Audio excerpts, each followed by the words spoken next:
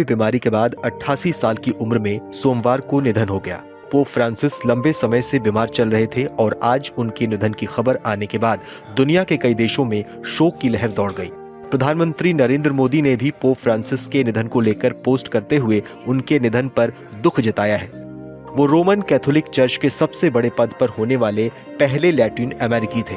आज उनके निधन के बाद वेटिकन ने एक वीडियो संदेश जारी करते हुए उनके निधन की पुष्टि की।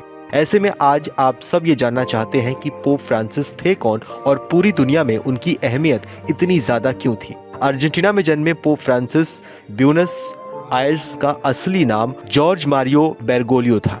आगे चलकर वो दुनिया के सबसे बड़े ईसाई धर्मगुरु बने। उनका जन्म दिसंबर 1936 में हुआ था। उनके माता पिता इटली से आए हुए प्रवासी थे। उनके पिता एक अकाउंटेंट थे और उनकी माता गृहिणी थी। जॉर्ज ने शुरुआत में साइंस की पढ़ाई की, लेकिन आगे चलकर उनका रुझान धार्मिक जीवन की ओर बढ़ा। 1969 में वो पादरी बने और फिर स्पेन में धर्म की गहराई से पढ़ाई की। 1973 में उन्हें अर्जेंटीना में जेसुइट समुदाय का प्रमुख बनाया गया। इसके बाद मार्च 2013 में उन्हें पोप चुना गया और उन्हें फ्रांसिस नाम दिया गया।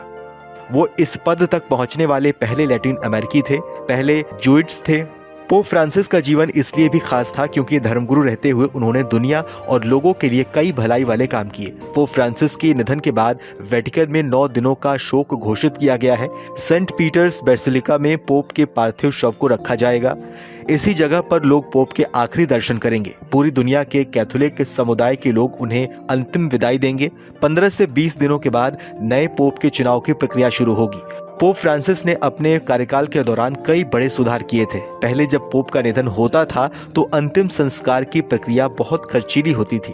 पोप फ्रांसिस ने कदम उठाया और कहा कि जनहित में इसे कम खर्चीला बनाया जाए, जिससे कि दूसरों को असुविधा ना हो। उन्हीं की ये व्यवस्था थी कि अब उनका अंतिम संस्कार बेहद सादगी के साथ होगा। पोप के निजी कक्ष को सील किया गया है, जो एक प्रक्रिया होती है। आपको बताएं तो अमेरिका के उपराष्ट्रपति जेडी वेंस इस समय भारत के दौरे पर हैं, लेकिन भारत आने से पहले वो इटली गए थे, जहां उन्होंने ईसाइयों के सबसे बड़े धर्मगुरु पोप फ्रांसिस से मुलाकात की थी। पोप फ्रांसिस के निधन के बाद आज एक बार फिर